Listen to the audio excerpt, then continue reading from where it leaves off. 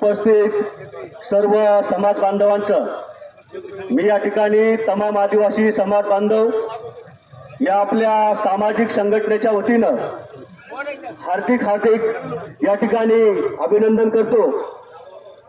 सरांनी मला जो एक 5-7 मिनिटाचा वेळ दिला त्याच्यामध्ये अगदी थोडक्यात एक प्रास्ताविक करून सध्याच्या परिस्थितीमध्ये राज्य शासन विविध जाती धर्माच्या लोकांना आदिवासी असो किंवा धनगर असो परंतु आरक्षण नावाच्या मुद्द्यावरती निवडणुका जवळ आल्या की आरक्षण नावाचा मुद्दा उकरून काढायचा आणि विविध समाजांमध्ये मोठ्या प्रमाणात त्या ठिकाणी जातीय तेढ निर्माण करून आणायचा। याचा खरं म्हणजे आपण सर्वांनी येथे जमलेल्या सर्व माझ्या समाज बांधवांनी या ठिकाणी पहिल्यांदा निषेध व्यक्त केला पाहिजे। आपण या ठिकाणी का जमलो, आपला नेमका उद्देश काय आहे, आपण सर्वजण या मोर्चामध्ये सहभागी का झालो याचा प्रास्ताविक मी तुमच्या समोर करून थांबणार आहे। सर्वात महत्वाचा आणि पहिला मुद्दा असा आहे की या संपूर्ण पुणे जिल्ह्यात आणि त्याला लागून असणाऱ्या कोल्हापूर जिल्ह्यामध्ये म्हणजेच मला हे सांगायचंय की आपल्या संदर्भात एकूणच भारतातील वंचित आणि बहुजन असो आदिवासी असो किंवा इतर सर्व वंचित घटक असो यांच्या बाबतीत आरक्षण नावाची सोडत असेल किंवा आरक्षण नावाचा त्या ठिकाणचा निर्णय असेल तो कोल्हापूर संस्थानामध्ये सर्वात पहिल्यांदा राजर्षी शाहू महाराजांनी घेतला। त्याची राज्यघटनेमध्ये अंमलबजावणी करण्यासाठी त्या ठिकाणी सर्वतोपरी आपल्या प्राणाची बाजी लावली ती खऱ्या अर्थानं डॉक्टर बाबासाहेब आंबेडकरांनी। आदिवासी त्याच्यानंतर बहुजन वर्गातील सर्वच घटक असतील जे जे मागास आणि पिछळे मागासलेले आहेत अशा सर्वांना स्वतंत्र भारतात न्याय भेटला पाहिजे म्हणून भारताच्या राज्यघटनेमध्ये स्वतंत्र वेगवेगळी कलम घालून त्या ठिकाणी डॉक्टर आंबेडकरांनी आपल्या बाजूची त्या ठिकाणी बाजू घेतली। म्हणून या 2 महापुरुषांचा उल्लेख आपण खऱ्या अर्थानं आपल्या या सभेत केला पाहिजे। त्याच अनुषंगानं तिसरा एक उल्लेख असा आहे तो फार महत्वाचा उल्लेख आहे। जयपाल सिंग मुंडा यांचं सुद्धा भारताच्या राज्यघटनेमध्ये फार मोठं योगदान आहे। डॉक्टर आंबेडकरांना काही सूचना करण्यात त्या ठिकाणी जयपाल सिंग मुंडा यांचा देखील त्या ठिकाणी मोठा हात आहे। म्हणून या 3 महापुरुषांना स्मरून भारताच्या राज्यघटनेमध्ये वंचित बहुजनांना खास करून आदिवासी आणि दलितांना मोठ्या प्रमाणात आरक्षणाच्या माध्यमातून त्या ठिकाणी अधिकार दिले गेले। परंतु आत्ताचे सरकार काय करते याच्यावरती बोलून मी थांबणार आहे। लक्षात घ्या बंधूंनो, आपल्या राज्यामध्ये वर्तमान परिस्थितीमध्ये शिंदे फडणवीस आणि अजित पवार या 3 तिकडींचं सरकार आहे। या 3 तिकडीच्या सरकारनं 21 सप्टेंबर 2023 ला आपल्या राज्याचे मुख्यमंत्री माननीय श्री एकनाथराव शिंदे यांना समोर करून आदिवासी आरक्षणामध्ये धनगरांचा समावेश आम्ही करू इच्छित पाहत आहोत याही घोषणेचा आपण या ठिकाणी तीव्र शब्दात आणि तीव्र घोषणेमध्ये निषेध केला पाहिजे। मी घोषणा देतोय आदिवासी आरक्षणात धनगरांचा समावेश चालणार नाही। घोषणा जोरात झाली पाहिजे जरा। आदिवासी आरक्षणामध्ये धनगरांचा समावेश चालणार नाही। शिंदे फडणवीस अजित पवारनं आदिवासी आरक्षणाबाबतीत त्यांची भूमिका जाहीर करावी। भारताच्या राज्यघटनेची अंमलबजावणी काटेकोरपणे सरकारनं केलीच पाहिजे।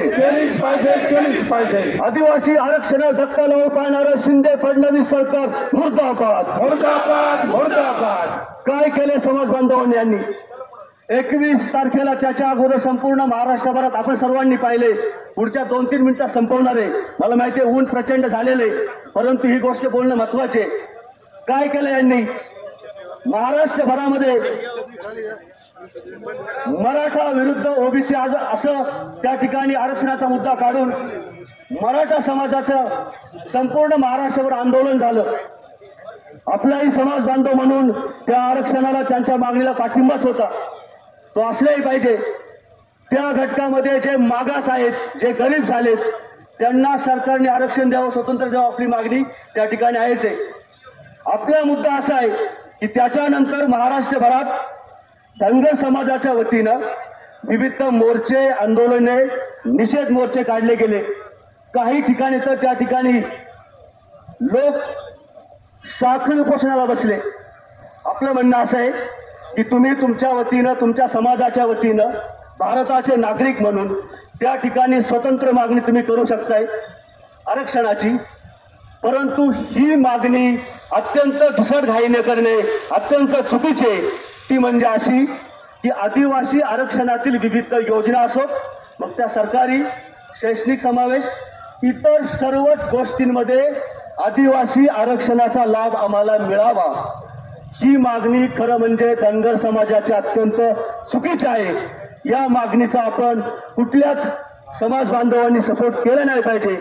इतरही समाज घटकांनी त्याच्यामध्ये आपल्या सुरासूर त्यांनी मिसळला पाहिजे. त्यांनी आपल्या या मागण्यांना पाठिंबा दिला पाहिजे. ती अशी की धनगर समाजानं सातत्यानं त्या ठिकाणी मोर्चे करून राज्य शासनावर दबाव आणला आणि राज्य शासनातील विविध, मग ते नंबर 1चे पुढारी आपण ज्यांना मीडियातून संबोधले जातात, त्याच्यामध्ये देवेंद्र फडणवीसांनी भूमिका घेऊन त्या ठिकाणी धनगर समाजाला काही योजना आपण आदिवासी आरक्षणातून लागू करू शकतो, अशा प्रकारची भूमिका 21 तारखेला राज्य सरकारने घेतली. ही भूमिका अत्यंत चुकीची आहे. नंबर 2ची गोष्ट अशी आहे, आरक्षण पुन्हा पुन्हा या देशामध्ये भेटलं जाते. त्याच्यामध्ये खास करून जे मागास होते त्याच्यात एससी आणि एसटी, सामाजिक, आर्थिक, राजकीय आणि एकूणच सामाजिक मागासलेपणाच्या आधारावरती राज्यघटनेत पण आरक्षण दिलं गेलं. आपला मुद्दा असा आहे की धनगर समाज जो महाराष्ट्रात जवळपास 1,25,00,000च्या संख्येनं या ठिकाणी आहे.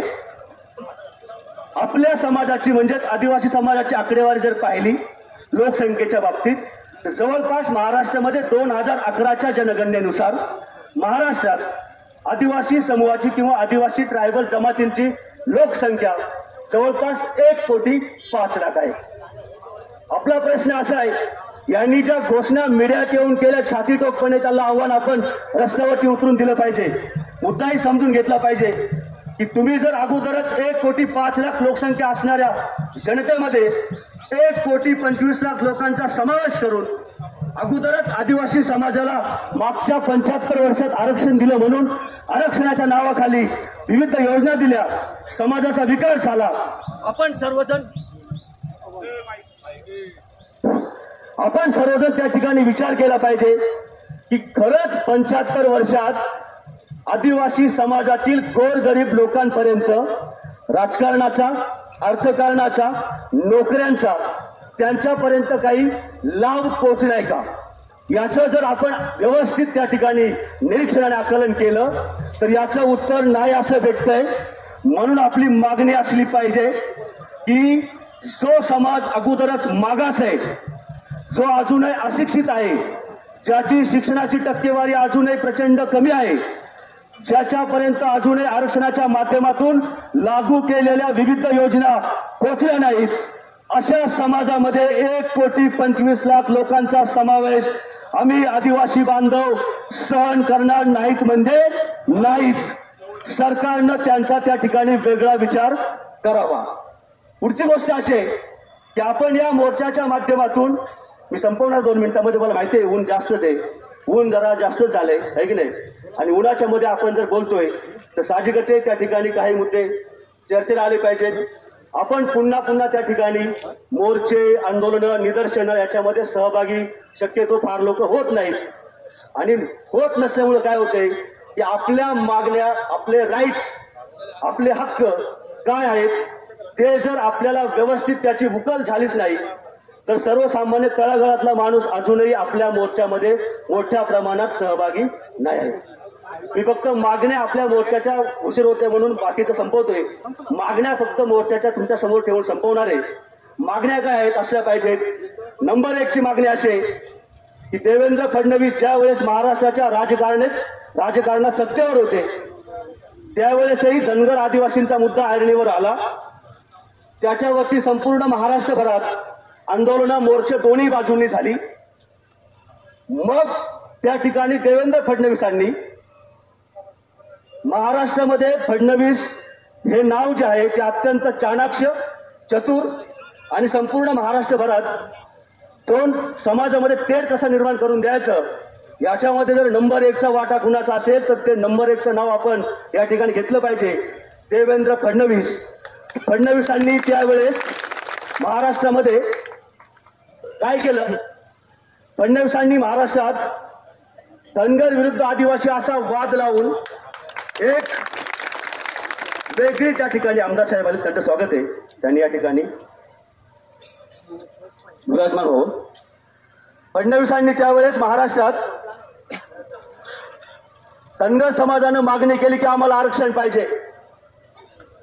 मागणी त्यांच्या वतीनं योग्य होती अयोग्य होती तो चर्चेचा विषय.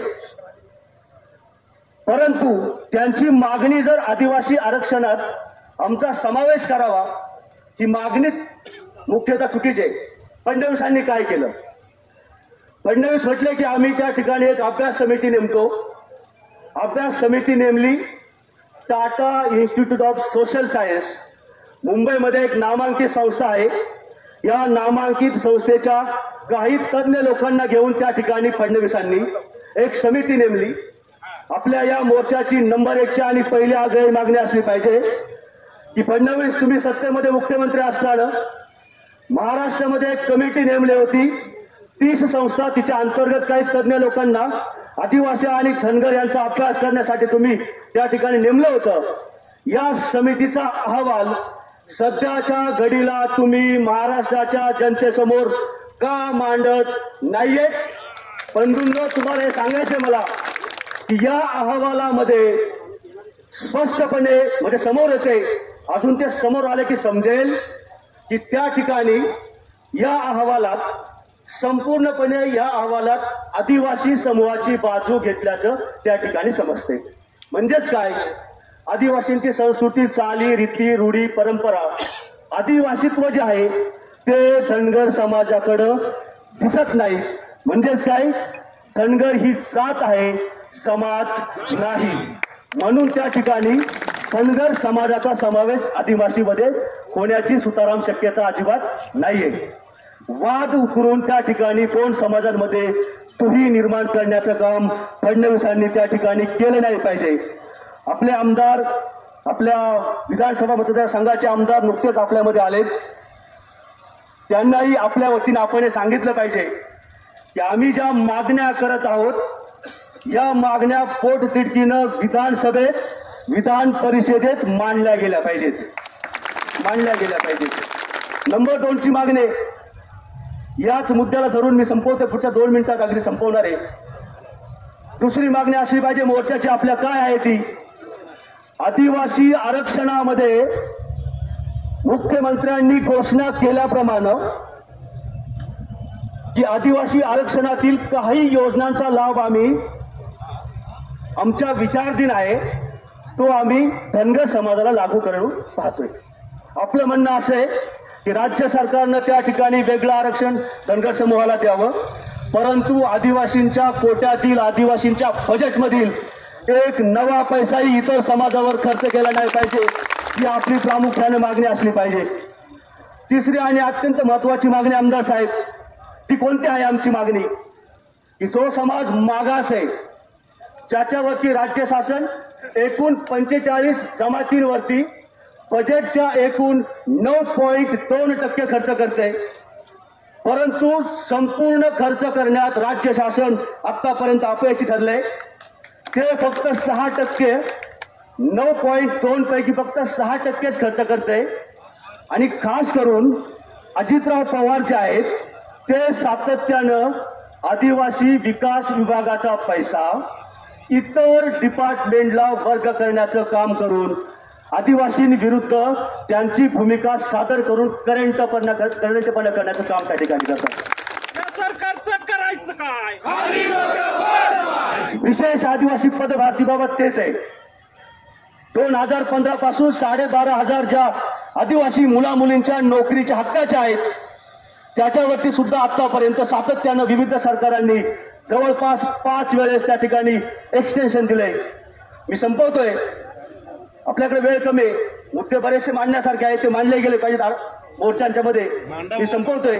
मांडा. शेवटचा मुद्दा असा आहे, तो असा आहे की आपण सर्व भारताचे नागरिक आहोत. We the people of India. आपल्या भारताच्या राज्यघटनेच्या प्रास्ताविकेच्या पहिलीच ओळ आहे, आम्ही भारताचे लोक. त्याच्याबरोबर काही समाज घटकातील समाजकंटक लोक सगळेच नाहीत, आहेत असे काही लोक जे अंधभक्त झालेत. त्यांची अंधभक्ती सराफोपर आहे. ते म्हणतात की भारताच्या राज्यघटनेत सर्वांना जर समान अधिकार दिलेत तर मग आरक्षणाच्या बाबतीत पण सगळ्यांना समान अधिकार असले पाहिजेत. ही खरी गोष्ट आहे की राज्यघटना म्हणते भारताच्या राज्यघटनेच्या 14व्या कलमानुसार कायद्यासमोरची समानता.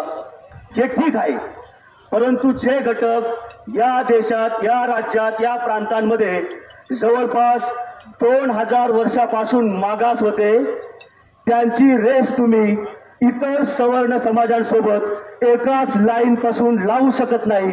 म्हणून भारताच्या राज्यघटनेत समानता प्रस्थापित असूनही आरक्षण नावाचा त्या ठिकाणी आरक्षणाचा समावेश त्या ठिकाणी केला गेला. आपल्या देशात विविधतेत एकता आहे. शेवटी आपण सर्व भारताचे लोक, सर्व जाती धर्माचे लोक हातात हात घालून समोर चालणार आहोत. जातीय अस्मिता जोपासून काही होणार नाही.